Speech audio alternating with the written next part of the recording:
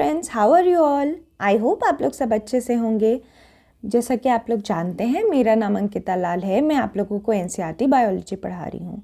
हम लोग class 10th में भी पहुँच चुके हैं और फॉर्चुनेटली क्लास 10 की दूसरे सबसे इम्पॉर्टेंट चैप्टर पे हम पहुँच चुके हैं, which is control and coordination, Hindi में नियंत्रण एवं समन्वय। ठीक है, हम लोग जो है वो इसको भी पार्ट वाइज ही करेंगे। आप लोग जानते हैं हम लोग इसको पार्ट में करते हैं। पार्ट में करने का आइडिया ये है कि पार्ट में होगा तो मैं आपको एक्स्ट्रा इन्फॉर्मेशन भी दे सकूँगी और वीडियो अननेसेसरीली इलोंगेट नहीं होगी और आप लोगों को हर पार्ट में एग्ज़ाम रेलेवेंट इंपॉर्टेंट इन्फॉर्मेशन मिले, राइट? क्योंकि एग्ज़ाम में क्या पढ़ना है that is very important. Also exam में क्या नहीं पढ़ना है that is also actually equally important, right? तो वही चीज़ हम करने वाले हैं। तो आप जैसा कि जान रहे हैं, चैप्टर का नाम है कंट्रोल एंड कोऑर्डिनेशन। और इससे पहले वाले चैप्टर में हमने लाइफ प्रोसेसेस देखी थी, जो कि एक बहुत बड़ा चैप्टर था। वो चैप्टर हमने इसीलिए देखा था समझने के लिए कि हमारे लाइफ को सस्टेन करने के लिए कुछ प्रोसेसेस हैं। अगर वो प्रोसेसेस ना हो तो वो लाइफ ही नहीं चल पाएगी। उसमें हमने डाइजेशन देखा, न्यूट्रिशन देखा, एक्सक्रीशन देखा। एक और बहुत इम्पॉर्टेंट लाइफ प्रोसेस है जो उसमें डिस्कस नहीं था, उसी को हम डिस्कस करने वाले हैं, that is control and coordination. और कंट्रोल और कोऑर्डिनेशन होता कैसे है? तो कंट्रोल और कोऑर्डिनेशन जो है वो हमारे एक सेंट्रल नर्वस सिस्टम के थ्रू होता है। हमारे अंदर एक नर्वस सिस्टम है जो कि ब्रेन, स्पाइनल कॉर्ड, वो सारी चीज़ें मैं आप लोगों को बताऊंगी। ये क्यों होता है? देखो, हमारी लाइफ में जैसे कि सारी चीज़ें इंपॉर्टेंट है, वैसे ही हमारी लाइफ में कुछ मूवमेंट्स होती हैं, राइट? अगर हम चलो एक एग्जाम्पल से इस चैप्टर को स्टार्ट करते हैं, और ये चैप्टर बहुत ही इंटरेस्टिंग है। Trust me, this is like very important interesting chapter and बहुत ज़्यादा एग्ज़ाम के लिए भी आप लोगों के लिए रेलिवेंट तो है ही है। साथ ही साथ अपार्ट फ्रॉम दिस एग्ज़ाम आप लोगों को ये साइंस एंड टेक जो हम लोग पढ़ते आ रहे हैं ना, अभी साइंस एंड टेक आप जानते हो एक इम्पॉर्टेंट पार्ट है और अब बीपीएससी में भी इंट्रोड्यूस हो चुका है। तो साइंस एंड टेक में ना बहुत सारी ऐसी चीज़ें आती हैं, मेडिसिन्स बनती हैं जो कि ना आपके नर्वस सिस्टम, अल्जाइमर, ये सारी बीमारियों को टारगेट करती है और अक्सर न्यूज़ में रहती है। तो मैं वो भी आप लोगों के लिए लेके चलूँगी ताकि आप लोगों को थोड़ा थोड़ा मैं साइंस एंड ट्रिक भी इंट्रोड्यूस कर दूँ, राइट? ताकि साइंस तो आप पढ़ो ही, बेसिक साइंस, साथ में कुछ एक्स्ट्रा हमारी तरफ से, हमारी टीम की तरफ से, राइट?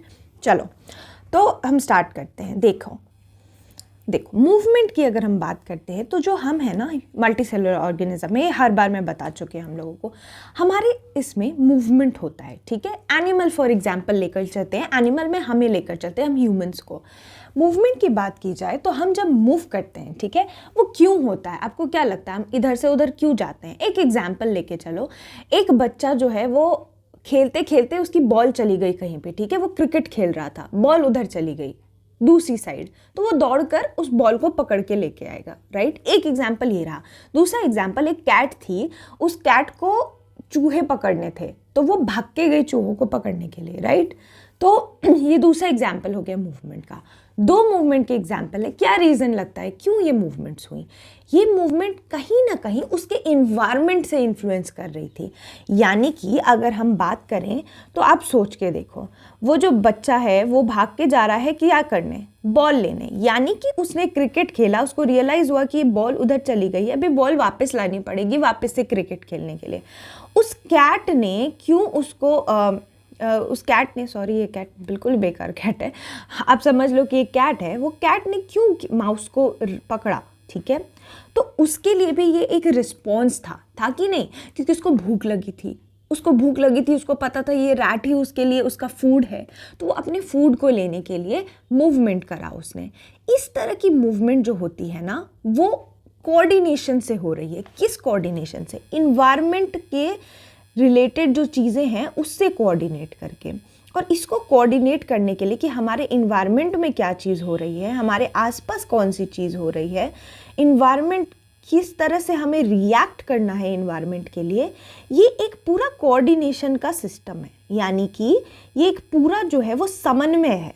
ठीक है, ये पूरा समन्वय है। अगर ये समन्वय ना हो तो आप जो है वो नहीं कर पाओगे अच्छे से काम। समझ रहे हो आप? आई होप आप लोगों को ये चीज़ समझ आ रही है। बहुत ही सिंपल सी चीज़ है, सोचने की बात है कि नहीं? चलो समन्वय की बात है। अब अगर इस तरह से हम रिएक्ट करते हैं इन्वायरमेंट की वजह से या फिर हमारे आसपास की होने वाली चीज़ों की वजह से, तो यानी हम ये भी कह सकते हैं इन्वायरमेंट, या फिर हम ये कह दें कि और द इवेंट्स, राइट, हाँ, और द इवेंट्स, कुछ इवेंट्स हैं ना जो ट्रिगर कर रही हैं इस कोऑर्डिनेशन को, मूवमेंट को, ठीक है, रिएक्ट कर रहे हैं हम मूव करके, और मूवमेंट के लिए हमें चाहिए कोऑर्डिनेशन, राइट, ये वाली चीज़ है। कुछ इवेंट्स हैं जो ये ट्रिगर कर रही हैं, वो इवेंट्स हमारे इन्वायरमेंट में ही हैं। अगर आपको लगता है ऐसी कोई इवेंट है तो कोई एक सिस्टम होना चाहिए ना इन सारी चीज़ों को करने के लिए, एक सिस्टम जो हमें बताए, कि हमें सोचने पे मजबूर करे कि हम ऐसा क्यों कर रहे हैं। वही सिस्टम जो है वो होता है नर्वस सिस्टम, ठीक है। एनिमल में इसको कहते हैं जंतु तंत्रिका तंत्र, ठीक है। एनिमल में तंत्रिका तंत्र, बेसिकली नर्वस सिस्टम इज तंत्रिका तंत्र। ये था पूरा बैकग्राउंड कि क्यों हमारा ये मूवमेंट होता है, कंट्रोल और कोऑर्डिनेशन क्यों चाहिए मूवमेंट की, क्योंकि ये जो इवेंट्स हैं उनको पूरी करने के लिए हमारे पास एक पूरा सिस्टम होना चाहिए। वो सिस्टम हमें हेल्प करेगा इवेंट्स को प्रोसेस करने में, है कि नहीं। पूरा प्रोसेस होगा, सोचेंगे, सोचने के बाद एक्शन लेंगे, एक्शन लेने के बाद आगे बढ़ेंगे, और ये सब बहुत फास्ट होना चाहिए। आपको नहीं लगता फास्ट होना चाहिए, फास्ट इनफ? अभी आपके पास बॉल आ रही है, आप एक क्रिकेटर हो, आपको बॉल कैच करनी है, आपको बाउंड्री रोकनी है, आप बाउंड्री के पास खड़े हो, तो आपके पास इतना समय, अगर आपका ब्रेन स्लो हो, यानी आपका पूरा ये सिस्टम स्लो हो, आप सोचने लगो ये बॉल आया, अब मुझे कैच करना है, तब तक तो बॉल आ ही जाएगी, बिकॉज एक फ्रैक्शन ऑफ सेकेंड्स में होता है, बहुत ही क्विक चीज़ होती है। तो इसी वजह से ये सिस्टम क्विक होना चाहिए। क्विक अगर नहीं होगा तो फिर वर्क भी नहीं होगा, तो इसलिए सिस्टम क्विक होनी चाहिए। इस वजह से हम पढ़ेंगे आज कंट्रोल एंड कोऑर्डिनेशन। ये थी एक background, teaser of the movie समझ लो, है कि आजकल टीजर देखते हो, ट्रेलर से पहले टीजर आ जाता है, फिर ट्रेलर आता है, तो ये टीजर है, राइट। चलो देखो, अब हमने ये चीज़ देख ली। कंट्रोल एंड कोऑर्डिनेशन दो चीज़ों की वजह से होता है, जैसे कि आप लोग यहाँ देख ही सकते हैं, नर्वस और मसल टिश्यू। हमारी नर्वस टिश्यू और मसल टिश्यू साथ में काम करती है, दोनों का फंक्शन देखेंगे। पहले हम लोग बात करेंगे नर्वस टिश्यू की। नर्वस टिश्यू जो होता है उसको कहते हैं तंत्रिका उत्तक, क्योंकि ये तंत्रिका तंत्र का पार्ट है, नर्वस सिस्टम का पार्ट है। अभी ये देखो, ये है न्यूरॉन, ये एक नर्व टिश्यू। टिश्यू किस चीज़ से मिलके बनता है? ढेर सारे सेल से। तो जो नर्वस सेल्स होते हैं ना, जो सेल्स होते हैं नर्व्स, उसको कहते हैं न्यूरॉन्स, ठीक है।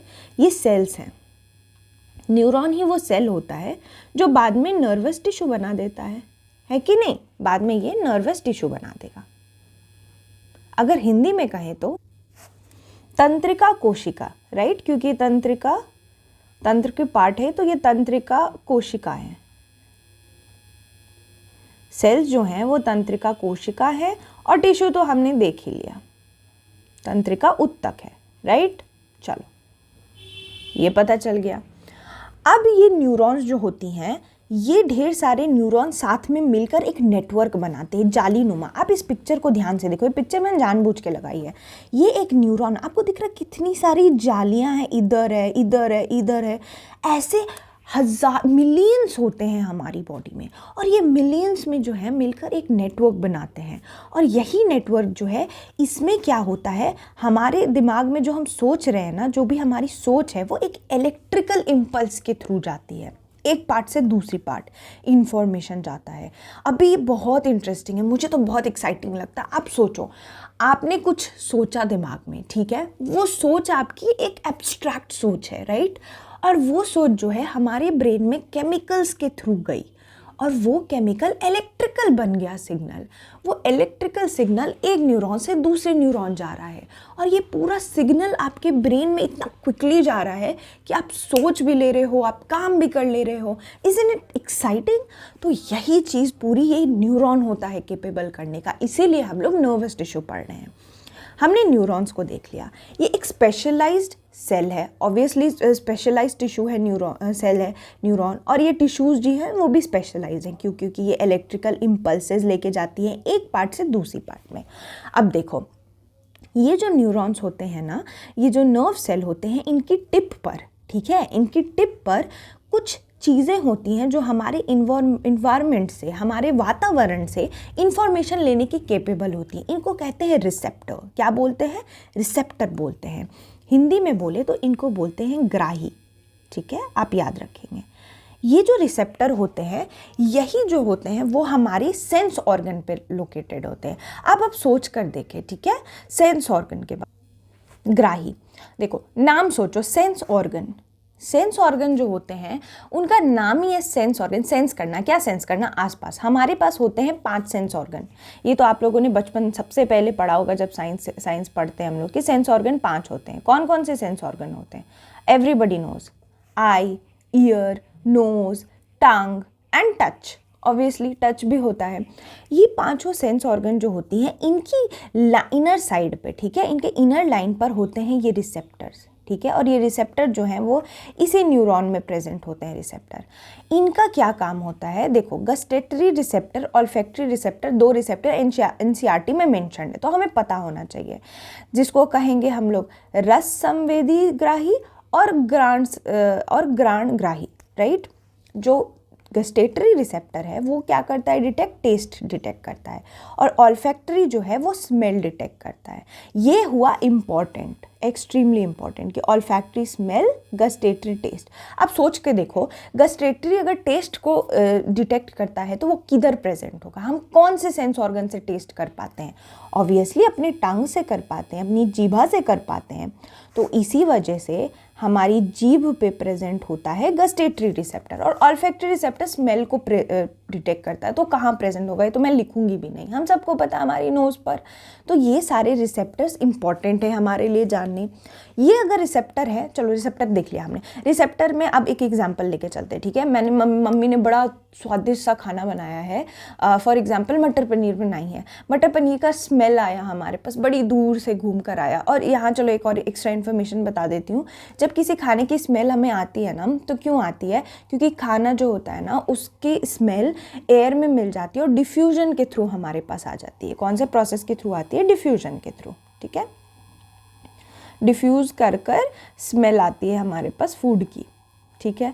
अभी वो टेस्टी सा कुछ खाना बना है जिससे बढ़िया बढ़िया स्मेल आ रही है, और जितनी हीट होगी ना उतने, आपने नोटिस किया होगा, गर्मा गर्म खाने की ज़्यादा अच्छी स्मेल आती है, क्योंकि जब हीट होता है ना प्रेजेंट, तो ज़्यादा अच्छे से डिफ्यूजन हो पाता है। That is just a trivia for you. तो मैं यहाँ पे लिख भी देती हूँ, चलो आप लोगों के लिए। जो रेट ऑफ डिफ्यूजन है, that is higher at high temperature, ठीक है। सिंपल सी भाषा में कहें तो जो डिफ्यूजन होने की जो रेट होती है वो बहुत हाई होती है ज़्यादा टेम्परेचर पे, ओके। गरम जितना खाना होगा उतनी अच्छी स्मेल आएगी, सिंपल सी बात है। अब ये स्मेल आई हमारे पास, हमारे ऑल्फैक्टरी रिसेप्टर ने इसको स्मेल किया, और फिर जैसे ही स्मेल किया, आपने नोटिस करोगे कि आपका सिलाइवा बनना स्टार्ट हो जाएगा, आपके मुंह में पानी आने लगेगा। क्यों आने लगा? क्योंकि रिसेप्टर ने डिटेक्ट किया, आपके नर्वस सिस्टम ने काम किया और आपके अंदर सलाइवा आया।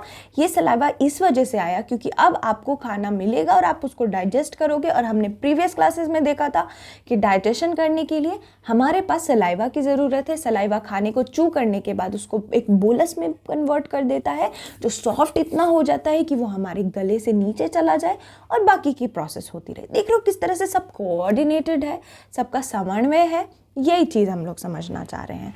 अब इतना कुछ देखना है हमें, तो थोड़ा न्यूरॉन भी तो देखना चाहिए। अब हमें देखना चाहिए कि ये हो कैसे रहा है।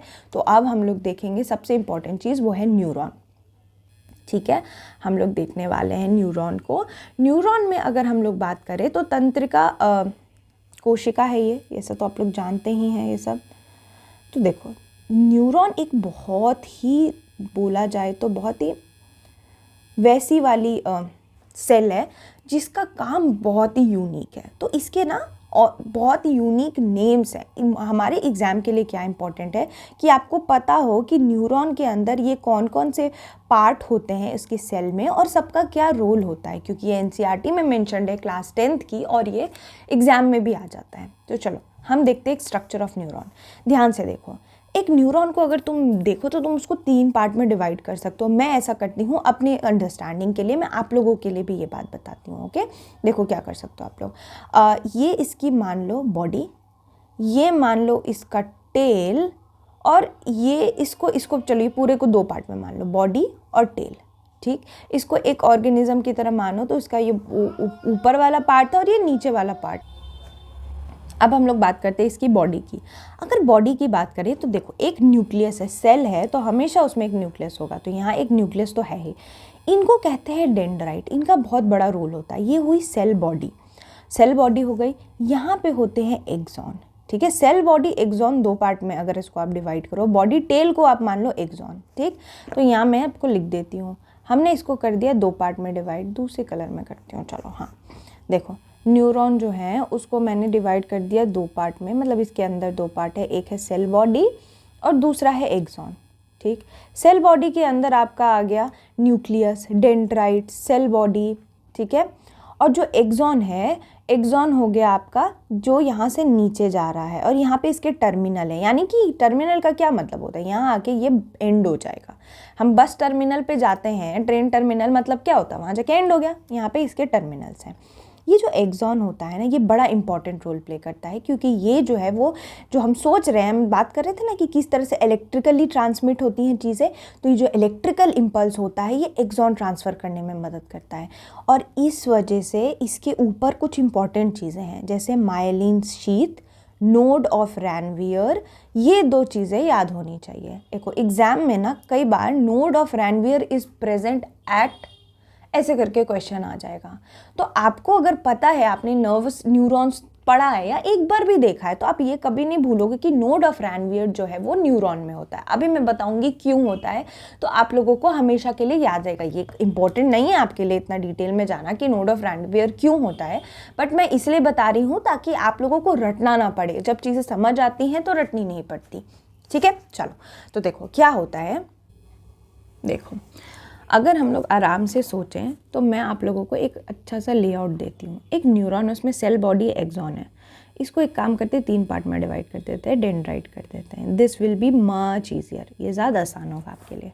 देखो, एक इम्पल्स आया, यानी कि इम्पल्स मतलब जितने देर में इम्पल्स बोलूँ ना, आप समझ लो मैसेज, ठीक है। एक मैसेज आया, एक मैसेज आया हमारे न्यूरॉन के पास। ये मैसेज जब हमारे न्यूरॉन के पास आया तो ये मैसेज जो है वो जाएगा हमारी बॉडी से डेंड्राइट में। डेंड्राइट जो है उसको रिसीव करेगा इस मैसेज को, ठीक।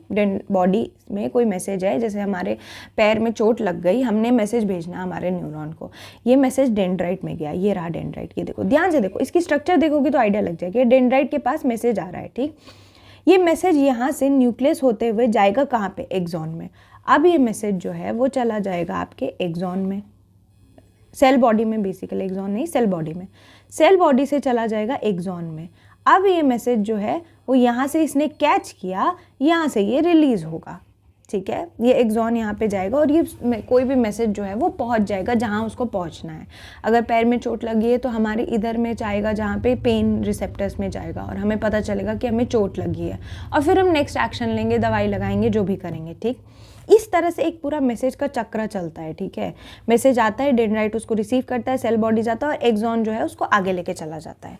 ये पूरी तरह से एक सिस्टम है। अभी देखो, यहाँ पे जो मैं माइलिन शीथ और नोड और रैनवियर की बात करी थी, एक्सॉन का काम है मैसेज को प्रोपेगेट करवाना। यही एक्सॉन जो होता है वो साइनेप्स करवाता है। यानी एक एक्सॉन, एक न्यूरॉन का जो एक्सॉन है वो दूसरे न्यूरॉन के डेंड्राइट से मिल जाएगा, ठीक है। दूसरे न्यूरॉन के डेंड्राइट से मिल जाएगा और दोनों मिल करके जो एक जंक्शन बनाएंगे उनको बोलते हैं साइनेप्स। ये जंक्शन जो है यहीं पे जा मैसेज ट्रांसफ़र होता है, ये मैसेज ट्रांसफ़र का अड्डा है, ठीक है। सिंपल भाषा में कहूँ तो आप मान लो कि ये आपका फ़ोन है, अपने फ़ोन, फ्रेंड का फ़ोन, आपका फ़ोन है, आपके अपने फ्रेंड के फ़ोन पे मैसेज, कोई पिक्चर भेजनी है। आप घूमने के लिए गए, पार्टी में आपने एक बड़ी अच्छी पिक्चर खिंचाई, और कुछ दोस्त होते हैं ना जो कभी फ़ोटो वापस नहीं करते। आपका ये फ्रेंड है वो जो फ़ोटो कभी वापस नहीं करता, आपको उससे फ़ोटो चाहिए, तो आप क्या करोगे, आप बोलोगे भाई मैं ब्लूटूथ ऑन करता हूँ अभी, तू भी नहीं, हॉटस्पॉट ऑन करता हूँ, तू भी अभी हॉटस्पॉट ऑन कर और मुझे फ़ोटोज़ दे, अभी दे, अभी के अभी दे। तो वो अपने फ़ोन का हॉटस्पॉट ऑन करेगा और आप बोलोगे कि देखो तू मेरे को इंटरनेट दे, ठीक है, व्हाट्सएप पे भेज दे, चलो सॉरी व्हाट्सएप पे भेज दे, चलो ये एग्जांपल लेते हैं। व्हाट्सएप पे तो आप बोलोगे मेरे पास इंटरनेट नहीं है भाई, तू ना एक काम कर, अपने फ़ोन का हॉटस्पॉट ऑन कर। ये वाला फ़ोन अपना हॉटस्पॉट ऑन करेगा, आप बोलोगे पासवर्ड दे, पासवर्ड देते ही ये दोनों फ़ोन कनेक्ट हो जाएंगे। कनेक्ट होने के बाद अब आपका जो ये फ्रेंड है वो आपको व्हाट्सएप पे फ़ोटो भेज सकता है कि नहीं। तो ये जो पूरा प्रोसेस था, वैसे ही एक न्यूरॉन का जो एक्सॉन है वो मैसेज भेजेगा, दूसरे न्यूरॉन का जो डेंड्राइट है वो मैसेज ले लेगा, और साइनैप्स ये कनेक्शन हो गया। यहाँ पे साइनैप्स, वहाँ व्हाट्सएप था, यहाँ पे साइनैप्स है। सिंपल सी चीज़, यही चीज़ होती है, ठीक। अब देखो, अगर एक्सॉन में ये चीज़ पूरा का पूरा ये प्रोसेस हो रहा है, ठीक है, तो एक्सॉन जो है उसको करना है इम्पॉर्टेंट काम, उसको इलेक्ट्रिक सिग्नल्स भेजनी है, ठीक है, और केमिकल सिग्नल्स भेजनी है ब्रेन को। तो इसी वजह से यहाँ पे होती है माइलिन शीथ, माइलिन शीथ लगी होती है इसके ऊपर, ओके। ये माइलिन शीथ क्या करती है, ये हेल्प करती है कि जो ये इलेक्ट्रिकल इम्पल्स है ना, इलेक्ट्रिकल इम्पल्स मैंने आपको बोला ज़्यादा नहीं सोचना है कि मैसेज है, इलेक्ट्रिकल इम्पल्स है, उसको क्विकली मूव कराने में मदद करता है, क्विकली जाए मैसेज, क्योंकि मैंने बताया ना धीरे अगर हमारा दिमाग हो जाएगा तो काम ही नहीं चलेगा। तो क्विकली मैसेज जाए, electric impulse down the axon, इस वजह से यहाँ पे माइलिन शीथ होती है। ये माइलिन शीथ आप जैसा कि देख सकते हो बीच बीच में टूटी हुई है, कंटिन्यूअस नहीं है, ये आ रही है फिर टूट के फिर इधर थोड़ी देर है, फिर नहीं है, फिर नहीं है। तो ये जो स्पेसेस होती है ना जहाँ माइलिन शीथ नहीं है, उसी को नोड ऑफ रैंडवियर बोलते हैं। जहाँ पे माइलिन शीथ नहीं है उसी स्पेस को नोड ऑफ रैंडवियर बोलते हैं। तो आप बोलोगे फिर नोड ऑफ रैंडवियर क्यों है जब माइलिन शीथ ये काम कर ही रहा है। नोड ऑफ रैनवियर जो गैप होती है वो अलाउ करता है कि जो आयंस होती हैं, देखो जो हमारे दिमाग में इलेक्ट्रिकल इम्पल्स जाता है ना वो आयंस के फॉर्म में जाता है।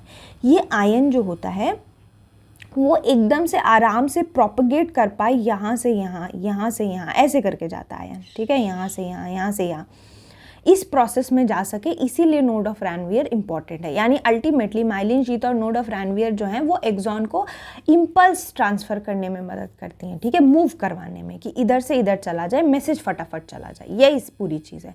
अभी मैं हिंदी में दिखाती हूँ आप लोगों को। ये देखो एनसीईआरटी की अगर हम बात करें तो एनसीईआरटी में एक्सॉन मेंशन्ड है, न्यूक्लियस मेंशन्ड है, cell body, dendrite, nerve ending. Myelin sheath, node of Ranvier नहीं मेंशन्ड है, बट एग्जाम में आ सकते हैं, तो हम जो है वो उसमें हम उसको भी पढ़ लेंगे।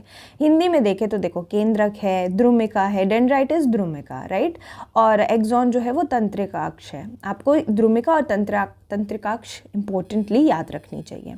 अब देखो इस तरह से तो हम लोग समझ गए ये गया कैसे। मैंने बताया आपको डेंड्राइट होता है, सेल बॉडी जाती है, सेल बॉडी से एक्सॉन, और एक्सॉन से आगे जाता है। एक्सॉन से अगर हमें दूसरे डेंड्राइट में मैसेज पहुंचाना है तो हम क्या करेंगे, ये देखो ये एक्सॉन की जो एंडिंग होती है ना, एक्सॉन एंडिंग, यहाँ नर्व्स होती हैं, नर्व एंडिंग, ठीक है।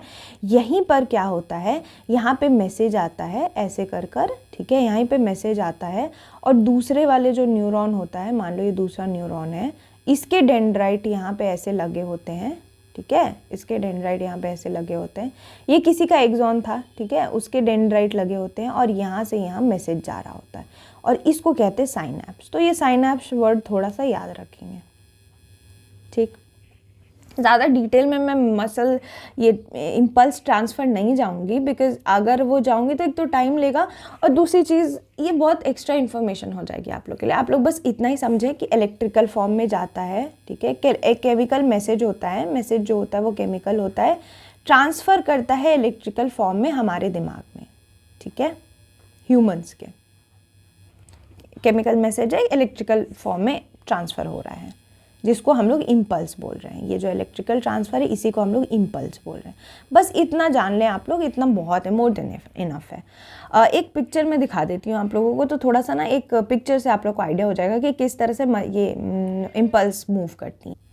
ये देखो, ये रही पिक्चर, देख रहे हो किस तरह से ये वाले न्यूरॉन का जो डेंड्राइट है और ये वाले न्यूरॉन का जो एक्सॉन है ये भेज रहा है मैसेज। देखो इसमें ना हम लोग प्री साइनेप्टिक, पोस्ट साइनेप्टिक लिखते हैं। अभी प्री पोस्ट साइनेप्टिक भूल जाओ, ठीक है, साइनेप्टिक ये सब कन्फ्यूजन भूल जाओ। प्री पोस्ट तो जानते हैं ना आप लोग क्या होता है। प्री यानी कि पहला मान लो, ठीक है, और पोस्ट यानी कि बाद में, राइट, पोस्ट मान लो बाद में। अगर हम लोग इसको देख रहे हैं तो प्री यानी कि यहाँ पे कोई मैसेज आया था, ठीक है, यहाँ से मैसेज आया था, ये मैसेज इस वाले एक्सॉन में आया, एक्सॉन के यहाँ के एक्सॉन के बल्ब में आया, और ये मैसेज मुझे इस वाले न्यूरॉन को पहुँचाना है, क्योंकि ये पूरी सीरीज़ होती है ना, एक न्यूरॉन दो नेटवर्क होता है, मैंने बताया आपको। तो पोस्ट यानी कि बाद वाले के डेंड्राइट में गया और फिर ये वैसे चलता रहेगा आगे, ये पूरा मसल ट्रांसमिशन होता है, इसको न्यूरॉन ट्रांसमिशन होता है या फिर इम्पल्स ट्रांसमिशन। ये पूरा इम्पल्स ट्रांसमिशन है। ये आप लोगों की सहूलियत के लिए मैंने बता दिया, ताकि अगर आप लोगों को कल को ये प्री पोस्ट आ गया, मतलब अगर बीपीएससी ने थोड़ी कोशिश करी थोड़ा हार्ड हो जाने की, या फिर ये शब्द ही कहीं दिख गया मैच दी फॉलोइंग में कहीं पे भी, तो दिक्कत ना हो, है कि नहीं। चलो अब हम लोग एक बड़ा ही इंटरेस्टिंग चीज़ करने वाले हैं, जो कि होते हैं रिफ्लेक्स एक्शन। अब एक बात बताओ, कभी कभी क्या होता है कि हमारे ब्रेन को सोचने के लिए थोड़ा तो टाइम चाहिए ना, न्यूरॉन को ट्रांसफ़र करने के लिए थोड़ा क्विक तो होना चाहिए, बट थोड़ा तो कभी कभी काफ़ी क्विक चीज़ें होती है। जैसे फॉर एग्जांपल आपने क्या किया, दूध गर्म किया एक पैन में, और दूध गर्म किया और आप फ़ोन चला रहे थे, इंस्टा पे रील चला रहे थे, रील देखते देखते आपका ध्यान कहीं और चला गया और आपने पैन को टच कर लिया। वो पैन में दूध गर्म हो रहा था। अभी आपको क्या उस पैन पे आप अपने ब्रेन को इतना टाइम दोगे कि वो सोचता रहे कि हाँ भैया मेरे हाथों में थोड़ा तो गर्म लग रहा है, चलो अब हम अपना हाथ उठाते हैं। ये ऑल्दो हमारे ब्रेन में बड़े स्प्लिट सेकंड्स में चीज़ें होती है, बट कुछ चीज़ें इतनी फास्ट होती हैं कि हमारे ब्रेन को सोचने तक का भी टाइम नहीं होता। उस टाइम इस प्रॉब्लम को किसी तरह से टैकल करने के लिए हमारा ब्रेन हम ह्यूमंस जो होते हैं, या हम ऑर्गेनिज्म जो होते हैं, जो भगवान ने हमें बनाया, बड़ा स्मार्ट बनाया। तो इस चीज़ को टैकल करने के लिए हमारी बॉडी में कोई एक चीज़ आई जिसको हम लोग कहते हैं रिफ्लेक्स एक्शन, हिंदी में कहें तो प्रतिवर्ती क्रिया। इसमें क्या होता है, जब सडन एक्शन और रिस्पॉन्स चाहिए होता है ना इन्वायरमेंट के लिए, तो हमारे स्पाइनल कॉर्ड और नर्व्स जो होते हैं वो एक रिफ्लेक्स आर्क बना देते हैं और वो तुरंत एक्शन लेता है, उतना सोचने का भी टाइम नहीं होता। इसको हम लोग कह रहे हैं रिफ्लेक्स आर्क। रिफ्लेक्स आर्क जो है ये मदद करता है कि हम ये फटाफट इस पूरे प्रोसेस को कर सकें। अगर एनसीईआरटी की बात करें तो एनसीईआरटी में भी ये चीज़ लिखी है कि हमें सोचना पड़े हीट के बारे में कि भाई हमारे हाथ में आग लग रही है, ये वो, उसको अगर हम सिंपली ऐसा कर दें कि कुछ नर्व्स हमारी ऐसी तरह से हमारी बॉडी में रहे कि वो नर्व जो है वो टच होते ही मसल जो है तुरंत मूव करने लगे, उसको पूरा ये प्रोसेस नहीं करना पड़े, बड़ा सिंपली और बड़ा ही क्विकली। तो ऐसे कनेक्शन को ही हम लोग रिफ्लेक्स आर्क कहते हैं, और यही रिफ्लेक्स आर्क जो है वो रिफ्लेक्स एक्शन में मदद करता है। फॉर एग्जांपल इस पिक्चर को आप देखिए, ये हमारी एनसीईआरटी में ही दिया हुआ है, ठीक है। ये देखो, आपने देखा कुछ गर्म चीज़ आपने टच की, तो यहाँ पे जो है वो हमारे हाथ में, जैसे हमारे आर्म्स होते हैं, यहाँ पे अगर आप देखो तो ये हमारे आर्म्स के मसल हैं, ठीक है। यहाँ पे जैसे इसको टच हुआ, इसको गर्मी लगी, तो यहाँ के मसल जो हैं उनमें ये चीज़ हीट की तरह, रिसेप्टर तो आपको पता ही है, मैंने रिसेप्टर की तरह आपको हीट फील हुई। हीट फील होते हुए फटाफट एक न्यूरॉन है जिसको सेंसरी न्यूरॉन बोल रहे हैं, ये जो है यहाँ पे ये सेंस गया, ये जाते ही हमारे स्पाइनल कॉर्ड में चला गया। स्पाइनल कॉर्ड में एक और न्यूरॉन है जिसको रिले न्यूरॉन बोल रहे हैं, और ये जो है हमारे एक मोटर न्यूरॉन देखो, सेंसरी न्यूरॉन का क्या काम है, सेंस करना, इसने सेंस कर लिया। मोटर न्यूरॉन का काम होगा हाथ को उठा देना फटाक से, जैसे ही टच होता है हमारा हाथ, टच मतलब सेकंड से भी माइक्रो सेकंड में हाथ उठ जाता है, उस चीज़ को टच नहीं करता। इसी वजह से ऐसा होता है बिकॉज हमारी जो इफेक्टर मसल्स होते हैं वो हाथ जो है वो फटाक से उठा लेते हैं, क्योंकि जो अब मोटर न्यूरॉन है वो काम करने लगा। मोटर नाम से आपको लग रहा है मोटर गाड़ी चलती है, वैसे ही हमारे मसल्स में मोटर न्यूरॉन होते हैं। आप देख रहे हो यहाँ ब्रेन तक तो जाया मैसेज, सब कुछ हुआ, लेकिन उतनी दूर जाने की ज़रूरत नहीं हुई, यहाँ कोई साइनेप्स नहीं बन रहा। यहाँ पे ये काम आपके स्पाइनल कॉर्ड ने और ये न्यूरॉन्स ने ही कर दिया। इसी को हम लोग रिफ्लेक्स आर्क बोलते हैं, ठीक है। रिफ्लेक्स आर्क में क्या हुआ, sensory neuron, motor neuron, central nervous system, relay neuron, ये 3 न्यूरॉन तो हैं ही इंपॉर्टेंट, राइट। ये आप लोगों ने देख लिया, ये तीनों न्यूरॉन तो इंपॉर्टेंट है। तो अब आपको हमने बता दिया ये रिफ्लेक्स एक्शन। हिंदी में अगर हम लोग देखें तो ये देखो, आपको यहाँ याद रखना है स्वदेशी तंत्रिका कोशिका, प्रेरक तंत्रिका कोशिका, और यहाँ पे आपको याद रखना है ये प्रतिसारण तंत्रिका कोशिका। ये तीनों इंपॉर्टेंट है आपके रिफ्लेक्स आर्क के लिए, ये 3 तो आपको याद ही रखने हैं। इस चीज़ को हम लोग समझ गए। यहाँ पे देखो, ये सिर्फ हीट के लिए नहीं होता। देखो इस बंदे को कैक्टस ने इसने गलती से कैक्टस को टच कर लिया, पेन हुआ, हमने हाथ फटाक से उठा लिया। तो यही है, स्पाइनल कॉर्ड का बहुत बड़ा रोल है हमारे रिफ्लेक्स आर्क में। ये देखो, रिफ्लेक्स आर्क स्पीड कर देता है, प्रोसेस को स्पीड कर देता है, तो हमारा एक्शन बहुत ही क्विक हो जाता है। ब्रेन को ये चीज़ जाती तो है, ये सिग्नल ब्रेन तक जाता है, लेकिन यार इतना टाइम नहीं है कि ब्रेन तक जाएगा आएगा, तो हमारे रिफ्लेक्स, हमारी जो बॉडी है वो खुद ही रिफ्लेक्स में काम कर जाती है। ठीक, रिफ्लेक्स आर्म के बारे में हमने देख लिया, कॉम्प्लेक्स न्यूरल सिस्टम होती है। अच्छा, अब हमने रिफ्लेक्स सिस्टम देख लिया, बट बहुत सारी चीज़ों को इतना क्विक एक्शन नहीं चाहिए होता ना, कुछ चीज़ें ऐसे भी होती हैं हमारी बॉडी में जिसके लिए हमें नॉर्मल प्रोसेसिंग चाहिए, ज़्यादा अच्छी प्रोसेसिंग चाहिए, तो वो प्रोसेसिंग करता है हमारा सेंट्रल नर्वस सिस्टम। अब हम लोग बात करेंगे, प्रॉपर कोऑर्डिनेशन में आ चुके हैं हम लोग, सेंट्रल नर्वस सिस्टम की बात करेंगे, जिसको कहते हैं केंद्रीय तंत्रिका तंत्र। देखो क्या होता है, हमारे सेंट्रल नर्वस सिस्टम इंफॉर्मेशन लेता है हर बॉडी के पार्ट से, हाथ से, पैर से, लंग्स से, कुछ वॉलेंट्री और इनवॉलेंट्री दोनों। सबसे इम्पॉर्टेंट चीज़ तो ये जाननी है, वॉलेंट्री और इनवॉलेंट्री दोनों, एज वेल एज इनवॉलेंट्री, ये दोनों एक्शंस जो हमारी बॉडी में होते हैं, इसका मतलब आप समझ रहे हो ना, वॉलेंट्री इनवॉलेंट्री। वॉलेंट्री का मतलब होता है कि जो स्वेच्छा से हो, हम खुद से कर रहे हैं, और इनवॉलेंट्री जो हमारे ऊपर ना हो, जो स्वेच्छा से हो नहीं सकती, हमारा उस पर कंट्रोल नहीं है। जैसे आप नहीं बोल सकते अपने स्टमक को कि अभी डाइजेस्ट करके दो, हार्ट को नहीं बोल सकते अभी रुक जाओ यार, बीट मत करो, मन नहीं कर रहा, क्योंकि वो हमारे काबू में नहीं है ना, समझ रहे हो आप। तो वो जो चीज़ें हमारे काबू में नहीं है, जो हम स्वेच्छा से नहीं कर सकते, वो चीज़ें भी सेंट्रल नर्वस सिस्टम देखता है। सेंट्रल नर्वस सिस्टम का क्या क्या पार्ट है ये हमें देखना है, तो इसके लिए मैं लेकर आई हूँ आप लोगों के लिए एक बहुत ही प्यारा सा फ्लो चार्ट समझने के लिए। ठीक है, सेंट्रल नर्वस सिस्टम की बात की जाए तो इसमें होता है, नर्वस सिस्टम की बात की जाए तो वो तो दो पार्ट में होता है, central nervous system, peripheral nervous system. नाम से आप देख रहे हो सेंट्रल नर्वस सिस्टम, जैसे कि नाम में ये सेंटर है, ठीक है, ये सेंटर है, ये सारी चीज़ें देख रहा है। पेरिफेरल नर्वस सिस्टम जो है, ये सेंटर के साथ मिल के हमारे बॉडी में कंट्रोल एंड कोऑर्डिनेशन कर रहा है, ये जो है वो सेंटर पर नहीं होगा। अभी सेंट्रल में होता है स्पाइनल कॉर्ड और ब्रेन। आपको पता है ब्रेन जो है सब कुछ कंट्रोल कर रहा है, और ब्रेन स्पाइनल कॉर्ड के साथ मिलकर कंट्रोल करता है। पेरिफेरल नर्वस सिस्टम के दो पार्ट होते हैं, सोमैटिक और ऑटोनोमस। सोमैटिक और ऑटोनोमस भी हम देखेंगे, और ऑटोनोमस के दो पार्ट होते हैं, सिंपैथेटिक और parasympathetic.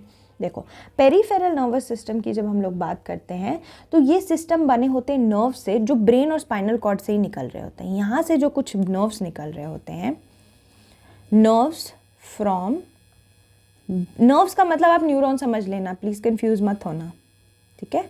From spinal cord and brain, brain से जो नर्व्स निकल रही होती हैं, इन दोनों में जो न्यूरॉन्स होते हैं यही बनाते हैं पेरिफेरल नर्वस सिस्टम। ठीक है, पेरिफेरल नर्वस सिस्टम जो है ये क्रेनियल और स्पाइनल नर्व्स रिस्पेक्टिवली होती हैं। ठीक है, क्रेनियल और स्पाइनल नर्व। देखो, ऑटोनोमिक नर्वस सिस्टम की जब हम लोग बात करते हैं तो ऑटोनोमिक नर्वस सिस्टम जो होता है वो बना होता है कुछ नर्व्स और स्पाइनल से, जैसे कि सारे से पेरिफेरल है, इसमें कुछ ये स्पेसिफिक हो गया है कि नहीं, इसमें स्पेसिफिक है, कुछ नर्व्स और स्पाइनल कॉर्ड और ब्रेन के नर्व से बना होता है। इसमें होती है सिंपैथेटिक, पैरासिम्पैथेटिक। ये बहुत इंपॉर्टेंट है क्योंकि कुछ चीज़ें हमारी बॉडी में होती है ना, जैसे कि अगर आपको ठंड लगती है तो आपके कैसे रोएं निकल आती हैं, बाल निकल आते हैं आपके हाथ पे, खड़े हो जाते हैं बाल, है ना। ये एक्शन क्यों हो पाता है, ये सिंपैथेटिक नर्वस सिस्टम की वजह से हो पाता है। तो एक एग्जांपल तो आपको मिल गया सिंपैथेटिक नर्वस सिस्टम का, that is hair getting erected, hair getting erected while cold. ठंड के वक्त जब ठंड लगे या फिर डर लगे, ऐसे सिचुएशंस में भी आपके हेयर इरेक्ट हो जाती है, ये सिंपैथेटिक नर्वस सिस्टम की वजह से हो पाता है। स्पेसिफिक काम कर रहा है कि नहीं। और ये सिंपैथेटिक, पैरासिम्पैथेटिक के कुछ रोल्स हैं जो इस एनसीईआरटी में नहीं दिए, बट मैं आपको बताऊंगी बिकॉज दिस इज़ इम्पॉर्टेंट। ये थोड़ा सा इम्पॉर्टेंट है, थोड़ा सुन लीजिएगा और आप लोगों का काम हो जाएगा। अभी हम लोग स्टार्ट करते हैं ब्रेन से। ब्रेन बहुत इंपॉर्टेंट है, यानी सेंट्रल नर्वस सिस्टम में ब्रेन से बात करें। ह्यूमन ब्रेन में आप लोगों को क्या जानना है, आप लोगों को इसके पार्ट्स जानना। Let's talk about our brain. जब हम लोग आप लोगों के लिए, हाँ जैसे कि मैं कह रही थी, आप लोगों के लिए क्या इंपॉर्टेंट है इसमें, आप लोगों के लिए इंपॉर्टेंट है ब्रेन का डिवीजन। ब्रेन कितने पार्ट्स में डिवाइडेड है, क्या है, तो चलो मैं आप लोगों को वो बताती हूँ कि ब्रेन किस पार्ट में डिवाइडेड है। ब्रेन हो गया मस्तिष्क। ब्रेन होता क्या है, तो ब्रेन एक ऑर्गन है, ठीक है, जो हमारे जितने भी मैसेजेस आते हैं उनको प्रोसेस करता है, जो हमें फाइनली जो न्यूरॉन मैसेजेस लेकर जाते हैं उस पर क्या एक्शन करना है वो हमारे ब्रेन का काम है। ब्रेन कितने पार्ट्स में डिवाइडेड है? तो ब्रेन 3 पार्ट्स में डिवाइडेड है, fore brain, mid brain, hind brain. ये अगर हम लोग इस फिगर में देखें तो आप जैसा कि देख सकते हैं ब्रेन को 3 पार्ट में डिवाइड किया गया है, fore brain, mid brain, hind brain. Hindi में कहे तो अग्र मस्तिष्क, मध्य मस्तिष्क और पश्च मस्तिष्क। तो अगर आपको इस चीज़ के बारे में पता चल रहा है तो you will get to understand that forebrain, नाम से ही आपको पता चल रहा है और हम अभी एक फिगर में भी देखेंगे, फोर ब्रेन ये वाला पार्ट है जो कि ऊपरी पार्ट है। मिड ब्रेन जो हो गया ये आपका ये बीच वाला पार्ट है, और हाइंड ब्रेन जैसा कि आप लोग देख रहे हैं ये एंड वाले पार्ट है। हिंदी में अगर देखें तो अग्र मस्तिष्क इधर हो गई, मध्य मस्तिष्क इधर में यही चीज़ देखें तो जो फोर ब्रेन होता है उसको हम लोग अग्र मस्तिष्क कहते हैं, और जो हमारा मिड ब्रेन होता है उसको मध्य, और जो हाइंड होता है उसको पश्च। तो इस तरह से हमने 3 तरह के ब्रेन देख लिए, मतलब 3 तरह के पार्ट देख लिए ब्रेन के। ये काफ़ी इंपॉर्टेंट है आप लोग के लिए जानना। अब 2-4 चीज़ें हम लोग देख लेते हैं। अगर आप देख रह सकते हो तो हमारा ब्रेन जो है वो एक स्कल के अंदर है कि नहीं? ये देख लो, ये स्कल हड्डी होती है जिसको हम लोग क्रेनियम बोलते हैं। इसको हिंदी में हम लोग कपाल बोलते हैं, खोपड़ी बोलते हैं। अगर इसके अंदर ब्रेन ना हो तो उसको प्रोटेक्शन नहीं मिलेगा। ब्रेन हमारा इतना सेंसिटिव ऑर्गन है तो हमें उसे किसी तरह से प्रोटेक्ट तो करना होगा ना, तो ये क्रेनियम जो है वो उसकी प्रोटेक्शन में हेल्प करता है। अब अगर हम लोग बात करें सारे फोर ब्रेन, मिड ब्रेन, तो इनके अलग अलग फंक्शंस है और ये एनसीईआरटी में भी दी है तो आपके लिए जानना ज़रूरी है। देखो, अगर हम लोग फिगर के थ्रू होकर जाएं तो फोर ब्रेन जो होता है वो हमारे आगे वाली पार्ट में होता है। Fore brain is the main thinking part of the brain. अगर जो हम सोचने समझने की बात करते हैं ना वो हमारे फोर ब्रेन में ही हो पाता है। हमारा थिंकिंग जो है वो हमारा फोर ब्रेन करता है। जो भी नॉलेज है, जो भी हमारे पास नॉलेज होती है, जो भी हम सोचते हैं, वो सारा जो है ये फोर ब्रेन का ही पार्ट होता है। नॉलेज, इवन मेमोरी, हमारा विल पावर, हमारी जो भी विल पावर होती है ये सारा हमारा फोर ब्रेन देखता है।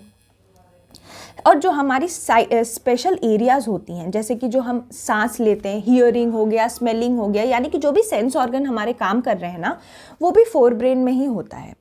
ठीक है, आप समझ गए। फोर ब्रेन की अगर हम लोग बात करें तो फोर ब्रेन का अगर हम लोग स्ट्रक्चर देखें तो फोर ब्रेन में 3 पार्ट होते हैं। ठीक है, ये हमारे एनसीईआरटी में नहीं दिया है बट मैं आपको बता दूं, फोर ब्रेन के अंदर 3 पार्ट होते हैं। और ये क्योंकि इतना इंपॉर्टेंट ऑर्गन है, यहाँ पे सारी थिंकिंग होती है, तो हम बात करें तो एक है फोर ब्रेन का इंपॉर्टेंट सेरेब्रम, दूसरा होता है थैलेमस, और तीसरा होता है हाइपोथैलेमस। ठीक है, ये सारे इनके भी अपने अपने रोल है। और अगर हम लोग कलेक्टिवली बात करें तो फोर ब्रेन जो है वो यही मेमोरी, नॉलेज, सेंसरी चीज़ें, सेंस, स्मेल, साइट, यही सारी चीज़ें देखता है। सेरेब्रम की अगर हम लोग बात करें तो सेरेब्रम जो होता है उसका काम होता है यही, जो थिंकिंग, ये जो नॉलेज हो गई, जो मस्कुलर मूवमेंट हो गए, ठीक है, नॉलेज वाली चीज़ हो गई, मस्कुलर मूवमेंट वाली चीज़ हो गई, मसल मूवमेंट, ये सारी चीज़ें जो हैं ये हमारा सेरेब्रम देखता है, थिंकिंग वगैरह। थैलेमस की बात करें तो जो भी हम ये जो हमें फीलिंग होती है ना, कोल्ड की, पेन की, ये जो भी सेंसरी चीज़ें हैं, हीट की, ये सारी जो फीलिंग्स होती हैं टच की, ये थैलेमस देखता है। अगर हम लोग हाइपोथैलेमस की बात करें तो हाइपोथैलेमस इज़ इम्पॉर्टेंट क्योंकि आपके आने वाले चैप्टर के भी लिए इम्पॉर्टेंट रहेगा। और जब हम आगे के चैप्टर करेंगे तो मैं आपसे पूछूंगी कि हाइपोथैलेमस हमने कहाँ देखा था, हाइपोथैलेमस कहाँ होता है। तो ब्रेन नहीं देगा कोई भी answer, everybody is going to say forebrain, क्योंकि हम उसके डिटेल में जा रहे हैं। हाइपोथैलेमस की बात करें तो हमारा जो भी हार्मोन होता है ना वो कहाँ से निकलता है? हार्मोन्स हमारे निकलते हैं एंडोक्राइन ग्लैंड से। किससे निकलते हैं? एंडोक्राइन ग्लैंड से। तो जो एंडोक्राइन ग्लैंड्स होती हैं ये इनका जो सिक्रीशन होता है हार्मोन का, इसको कंट्रोल करता है हाइपोथैलेमस। यानी कि हमारी बॉडी में जो भी हार्मोन होंगे, आगे हम लोग हार्मोन्स में पढ़ने वाले हैं, जो भी हार्मोन्स होंगे वो सारे हार्मोन्स जो है वो एंडोक्राइन ग्लैंड जो है उसका कंट्रोल हाइपोथैलेमस देखता है। यानी हम कह सकते हैं कि hypothalamus is the master of endocrine gland. बोल सकते हैं कि नहीं? कंट्रोल करता है। अब हमने फोर ब्रेन देख लिया, अब हम देखेंगे mid brain and hind brain. Mid brain के अंदर जो चीज़ होती है उसको हम लोग कहते हैं कॉर्पोरा क्वाड्रिजेमिना। क्या बोलते हैं? Corpora quadrigemina. और जो हाइंड ब्रेन होता है हमारा, हाइंड ब्रेन के अंदर हमारे होते हैं 3 पार्ट्स। एक होता है सेरेबेलम। फोर ब्रेन और हाइंड ब्रेन की बात करें, चलो वो बताऊंगी मैं आपको। सेरेबेलम, दूसरा होता है पॉन्स, और तीसरा होता है मेड्यूला। ये भी इंपॉर्टेंट है, इसीलिए मैं आपको बता रही हूँ। देखो, जो मिड ब्रेन और हाइंड ब्रेन है, एनसीईआरटी की अगर हम लोग बात माने तो ये कंट्रोल करते हैं मसल मूवमेंट्स, ठीक है, इनवॉलेंट्री एक्शंस जिनके ऊपर हमारा कोई कंट्रोल नहीं है। जैसा कि मैं आपको कह रही थी, आप डाइजेस्ट करने नहीं बोल सकते अपने पेट को, ये सारी इनवॉलेंट्री एक्शंस है। तो इनको कौन देखेगा? इनको यही हमारा हाइंड ब्रेन देखेगा, ठीक है। क्योंकि यहाँ मैंने मिड ब्रेन और हाइंड ब्रेन साथ में लिखा है, एनसीईआरटी ने भी इसको साथ मेंशन किया है, इसलिए मैंने ये चीज़ कर दी है। इनवॉलेंट्री एक्शंस जैसे कि ब्लड प्रेशर, सलाइवेशन, वॉमिटिंग, ये सारी चीज़ें हाइंड ब्रेन का मेड्यूला कंट्रोल करता है। ये मेड्यूला आप देख रहे हो, ये कंट्रोल करता है। तो अगर कल को एग्जाम में क्वेश्चन आता है कि इनवॉलेंट्री एक्शंस जो हैं वो कौन कंट्रोल करता है, तो आप लोगों का आंसर होना चाहिए मेड्यूला। मेड्यूला देखते ही आपको इनवॉलेंट्री एक्शंस याद आनी चाहिए, ठीक है। मैंने तो ऐसे याद किया था जब मैं पढ़ रही थी इस चीज़ को, कि जो मेड्यूला होता है वो इनवॉलेंट्री एक्शंस देखता है, जिसमें वॉमिटिंग भी आती है। तो वैसे ही याद रखा था मैंने कि कोई बेकार सी मैंने मेडिसिन खा ली और मेरे को वॉमिटिंग हो गई, वैसा। तो उससे मुझे मेडिसिन से मेड्यूला याद रहता था, मेडिसिन से वॉमिटिंग याद रहती थी, और वॉमिटिंग से मेड्यूला याद रहता था। ये just a mnemonic for you. आप लोग चाहें तो आप याद रख सकते हैं, नहीं तो आप लोग के तरीके अपने भी हो सकते हैं, बस याद रखना इज द मेन पर्पस। अब हम लोग बात करेंगे सेरेबेलम की। सेरेबेलम जो होता है वो भी हाइंड ब्रेन का ही पार्ट होता है। जैसा कि आप देख सकते हो, मिड ब्रेन का ज़्यादा एक्शन नहीं दिखाया गया है, क्योंकि मिड ब्रेन का काम होता है हमारे विजन और हियरिंग पावर के कंट्रोल में। बस 2 चीज़ें आपको याद रखनी है, हमारा विजन और हियरिंग पावर का जो कंट्रोल है वो हमारे मिड ब्रेन के पास होता है, कॉर्पोरा क्वाड्रिजेमिना के पास। उसके अलावा जो भी इंपॉर्टेंट चीज़ें हैं वो आप देख रहे हो हाइंड ब्रेन कर रहा है।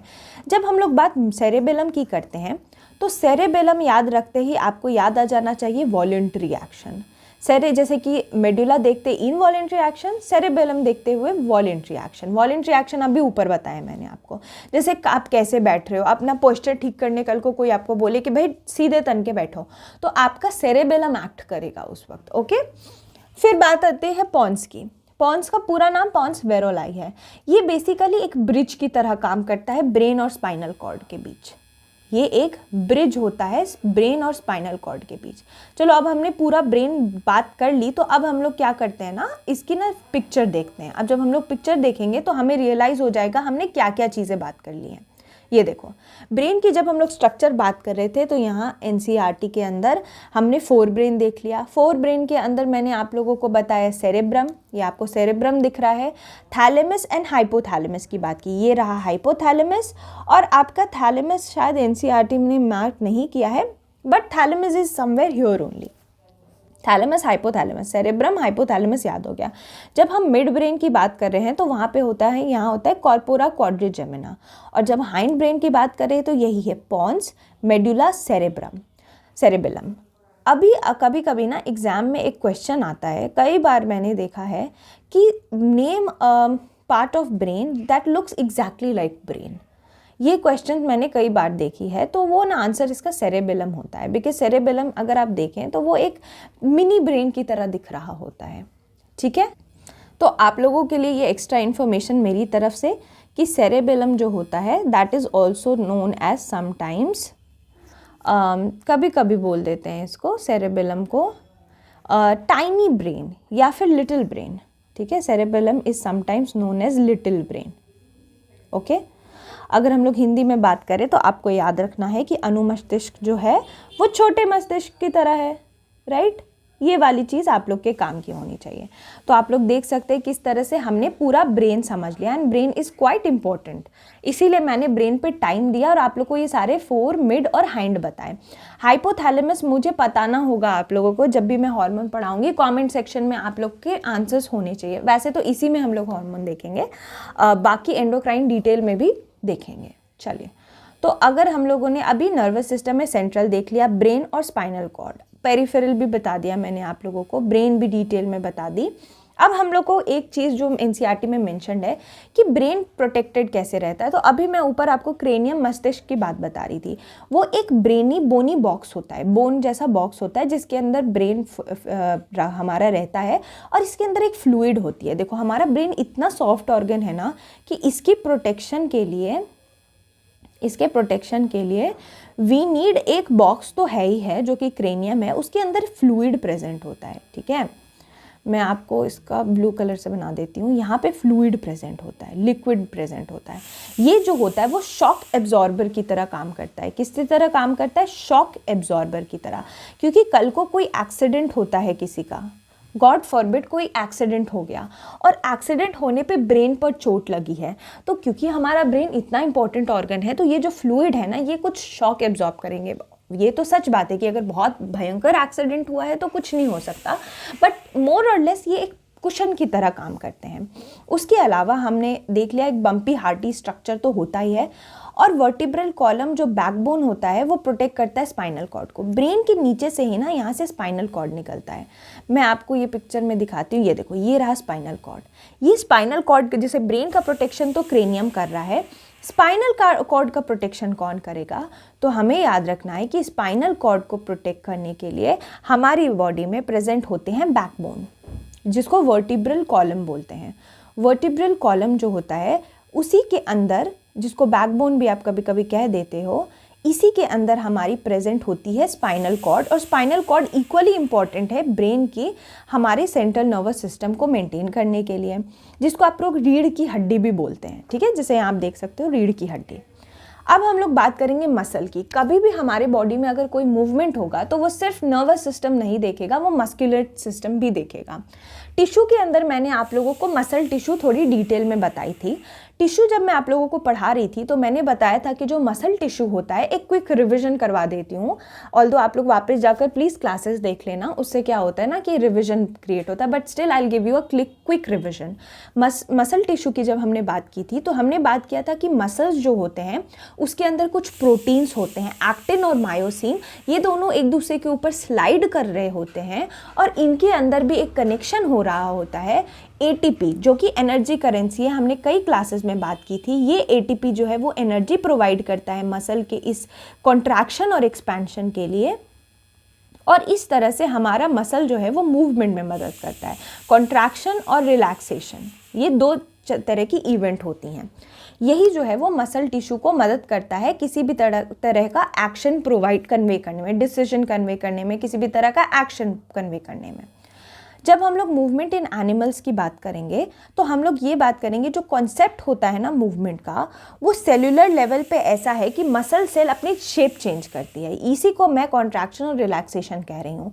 ये शेप जो है वो कॉन्ट्रैक्ट करता है और शॉर्टन कर जाता है। रिलैक्सेशन से अच्छा वर्ड होगा शॉर्टनिंग एंड एक्सपेंशन। ठीक है, ये दो चीज़ें होती हैं और यही एक्टिन और मायोसिन नाम के प्रोटीन होते हैं। एटीपी की मदद से ये जो है ये पूरा प्रोसेस कर रहे होते हैं हमारी मसल्स में। इस तरह से हमने ये मसल टिश्यू देख लिया था। ये एक जस्ट क्विक रिवीजन था। अब आपको पता चल गया मसल जो है अपनी शेप चेंज करता है। कई बार ये जो चेंजेस होती हैं ना वो इस रिस्पॉन्स पे होती हैं कि वो हमारे नर्व से क्या मैसेज लेकर आ रहा है। जो इम्पल्स हमारे नर्व्स में बनती हैं, जो इलेक्ट्रिकल मैसेज है वो हमारे मसल में जा रहा है। फॉर एग्जाम्पल, अगर हम लोगों को खाना खाना है, नहीं चलो एक एग्जाम्पल देती हूँ, रैंडम सा एग्जाम्पल।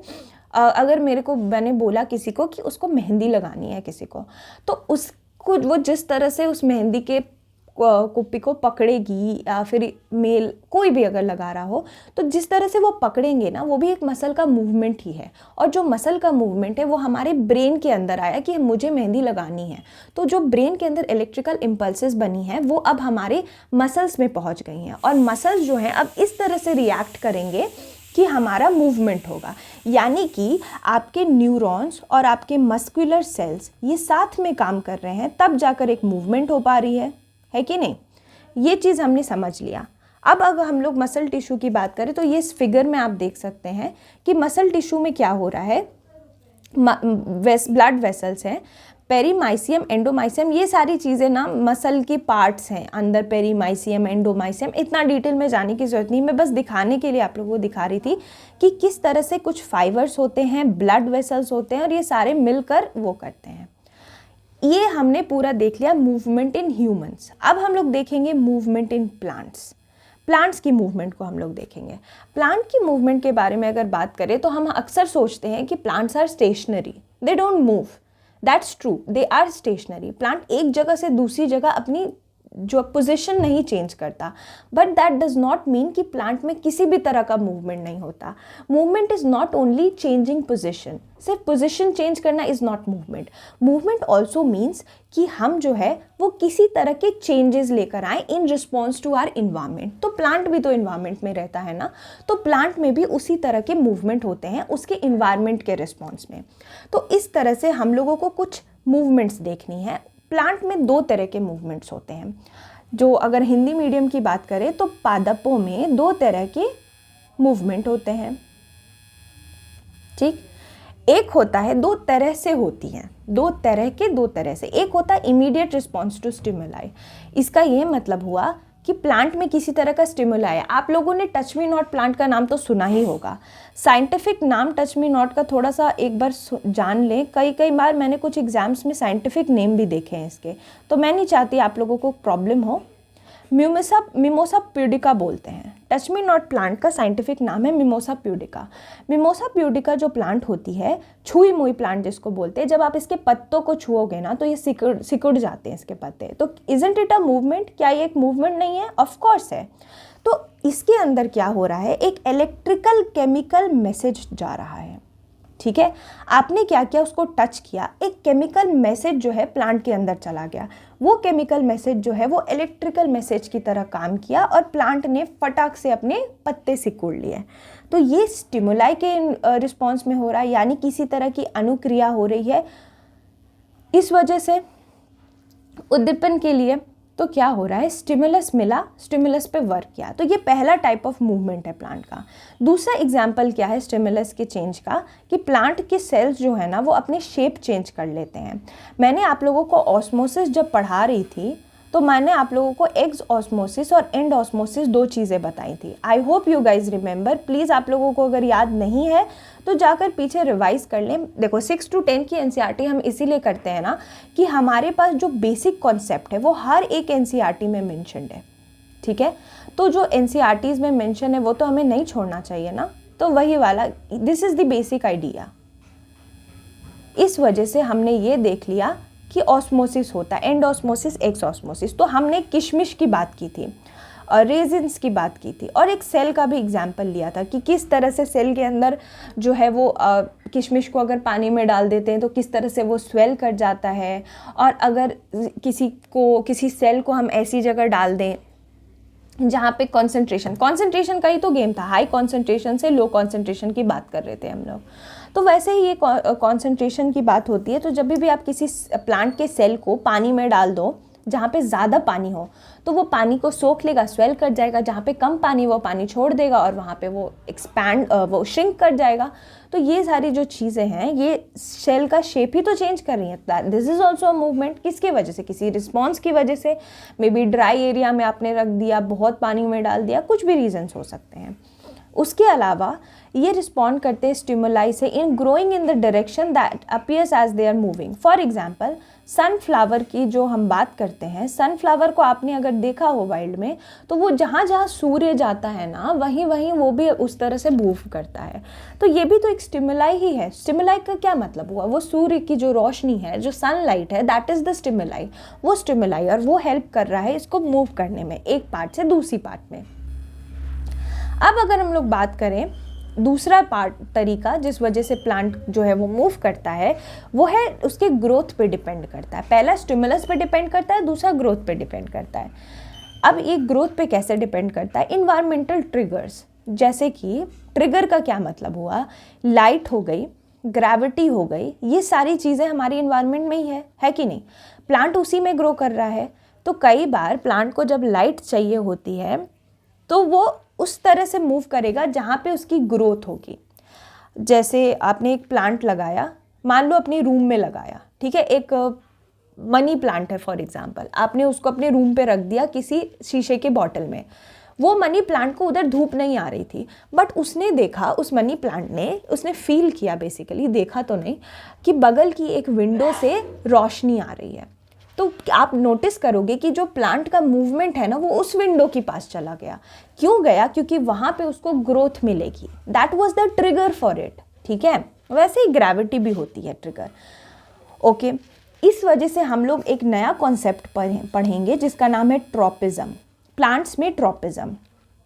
ठीक है, प्लांट की ट्रॉपिज्म की अगर हम लोग बात करें तो क्या होता है, ये रिस्पॉन्स में स्टिमुलाई क्या होता है। फॉर इंस्टेंस अगर आप एक बात करें, रूट जो प्लांट की होती है वो हमेशा नीचे ही क्यों ग्रो करती है, ठीक है, जबकि शूट जो है वो हमेशा ऊपर ही जाता है, अर्थ से दूर, क्योंकि प्लांट उसी तरह से मूव करता है। दो तरह के ट्रॉपिज्म हमें देखना है, जियोट्रॉपिज्म, कीमोट्रॉपिज्म। ठीक है, यहाँ पे आप देख सकते हो, यहाँ पे आप देख रहे हो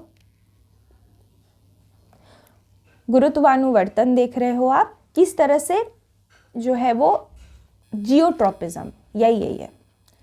जियो का क्या मतलब होता है? जियोग्राफी, जियोलॉजी, ये सारी किस चीज़ से रिलेटेड होती है? ये सारी हमारे अर्थ की ग्रेविटी से रिलेटेड होती है, तो हम जियो लगा देते हैं। जहाँ पे भी कुछ अर्थ से रिलेटेड होता है तो हम उसमें जियो लगा देते हैं, जो प्रीफिक्स होता है।